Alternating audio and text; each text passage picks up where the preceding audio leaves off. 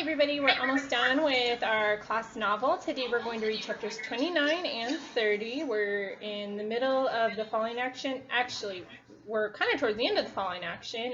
Things are starting to get a little bit better for Maleeka. We know that she won the writing contest and she's feeling closer to her dad because of that. Her mom and her are recognizing that they could have good times ahead of them.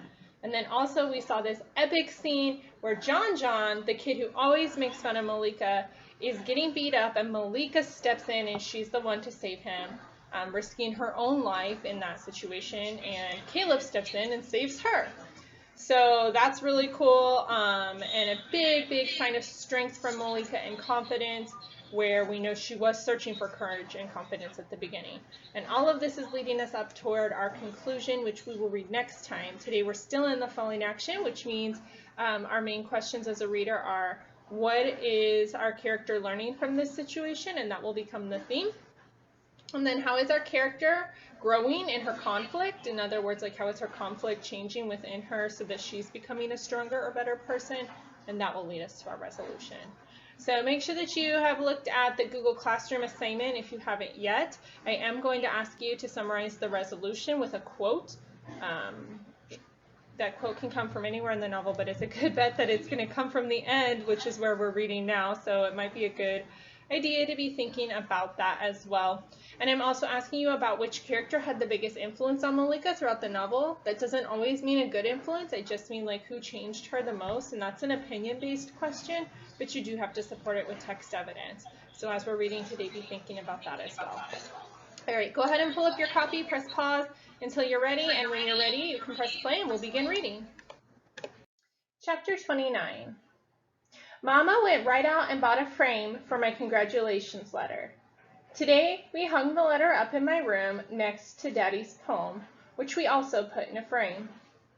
I spend the rest of the day trying to figure out what to do about Char. Maybe I'll call Charlize and tell her I'm sorry, but I gotta tell. Or I'll tell Char that I accidentally told on her. Or I'll tell her the janitor said he saw her. I stomped my feet.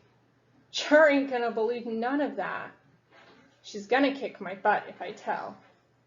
Remember last time she was on the phone with Char and she promised her she wouldn't tell. Now she's changing her mind and she wants to tell, which I think is another sign of strength. You would think after beating those boys off, John, I wouldn't be afraid of nothing or nobody. But I'm scared like nobody's business. I'm sitting here on the bed rocking and sucking my thumb like I did when I was 5. Like I do when I get in real trouble and can't figure my way out. I don't have no choice. I gotta tell. Then the phone rings. Hey, girlfriend, Charlize says all sweet. How you doing? At first, she makes some small talk about John getting beat up. I'm half listening. My hands are shaking. I'm so scared I almost dropped the phone. I take in a long breath and start to tell Char that I'm going to admit that she made me do everything. But then Char says, me and the twins been talking. We will bring $100 to your house today. That's the best we can do. Remember, Maleeka owes $2,000. I suck in my breath and say real fast, I'm sorry I gotta do this, Char, but y'all don't leave me no choice. I didn't mess up that classroom by myself, so I shouldn't be the only one in trouble and the only one suspended from school. So, I'm telling it was your idea and that you made me light the fire. I know you're gonna be mad, but that's how it goes, Char. At first, Charlize don't say nothing. She's just breathing. I knew you'd punk out on me, she says finally. I knew it. Shut up, Char screams. I'm talking. Then all of a sudden, Char starts laughing, really laughing. The hard kind of laughing that makes your stomach hurt. I knew not to trust you. That's why I stole Miss Saunders' watch and slipped it into the slits of your locker, Char says and busts out laughing again. And when they searched your locker, guess what? She laughs. Ha, they found the watch.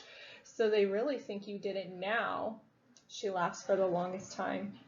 Now tell on me, and I will personally kick your skinny black butt, Maleeka Madison, Char says. And I won't be by myself either. You hear me? I shake my head yes, like Char can see me, but she knows my answer because she don't wait around to even hear what it is. Just laughs some more and hangs up the phone. I walk over to my bed and start rocking. They're expelling me from school. They think I'm a thief and a firebug. I close my eyes and rock some more. I rock till my insides are calm and peaceful. Interesting that she's still able to find peace in a pretty stressful situation. Let's keep going. Chapter 30. When I'm feeling better, I look at the library letter hanging on the wall next to Daddy's poem and the picture of me and him together. I can't even keep the money I won. I have to give it to the school to pay for that mess. Char don't know and she don't care. All she wants is for me to keep my mouth quiet about her. She's standing over me, getting louder and louder. Not literally, scholars. Char's not there. She means like her presence, her fear of Char is getting louder and louder in her mind. Then the doorbell rings. Somebody rings 3 short, quick times like they're nervous. By the 4th ring, Mama yells for me to get it. She's got her hands full in the kitchen, she says. When I open the door, Miss Saunders is standing there. Maleeka, she says, stretching out her arm and showing me her watch. You've got some explaining to do. My eyes get big and my mouth opens wide. Before Miss Saunders says another word, Mama walks up, holds me close, and tells Miss Saunders to come in. Mama's talking a lot. She keeps going back and forth between the living room and the kitchen. Tea, sugar, homemade biscuits, honey. It seems like Mama will never sit down. When she finally does, Miss Saunders brings up me and my situation.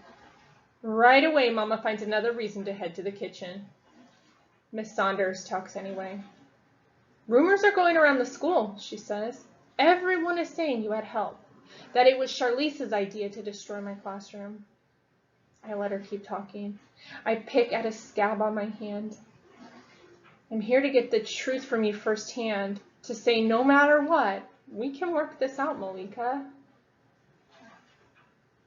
My eyes shift from Miss Saunders to the floor. We need to talk about this, Maleeka. Ain't nothing to talk about, I finally say. I did it, that's it. Not alone you didn't. Everyone knows that. Who helped you? Listen, Miss Saunders, some kids dared me to do it. Said they'd pay me $25 if I did. I needed the money, that's all, I say, digging at the scab, drawing blood from the dry, hard shell. Maleeka, once you told me that you could be trusted to keep a secret. My secret. And you did. I know you did. Now I'm asking you to trust me. Miss Saunders turns my way and takes off her jacket. She rolls up the sleeves of her blouse. She reaches her hand out and takes my hand. Trust me with the truth, and I promise everything will be okay, she says softly. I snatch my hand away. I said what happened. Why does everybody keep bothering me? Just leave me alone, I say to her. Miss Saunders sighs and lets my hand drop. She puts her jacket back on and lets herself out. All right. So initially we know Maleeka's conflict is her low self-esteem, her lack of confidence, although nobody seems to be teasing her anymore. That is one big difference. She's definitely still being threatened by Char. As the conflict grew, we saw Maleeka struggle with who to trust, and the big 2 characters that I thought she was struggling between were Char and Miss Saunders. She ended up choosing Char, which led to her burning down Miss Saunders' classroom. But here is Miss Saunders showing up at her door and saying, like, it's okay. Maybe you stole my watch, maybe you burned down my classroom, or maybe it wasn't even you. Maleeka didn't even have to tell. But Maleeka, even though she regrets her decision, she's still struggling with what to do next. She still seems to be quite afraid of Char. So we're trying to think about how is Maleeka changing, and what ways is she showing more confidence or courage or strength, and what is she learning from this? Obviously, she hasn't learned a final lesson yet. We still see there's a lot of struggle going on. But as we go into the next couple chapters, we will see that start to be resolved, or at least wrapped into some sort of a conclusion. So be thinking about how we're going to get there. Also, today you read one chapter primarily focused on her relationship with Char and one on her relationship with Miss Saunders. So that's a good point to start maybe even brainstorming or jotting down some ideas of how both characters affect Maleeka and who maybe has that larger influence. Or maybe you're not even thinking of them. Maybe you're thinking of John or Mama or someone else. That's fine too. Just be thinking. Okay? So that's all for now. I've got one more video coming up, but for now, see you soon.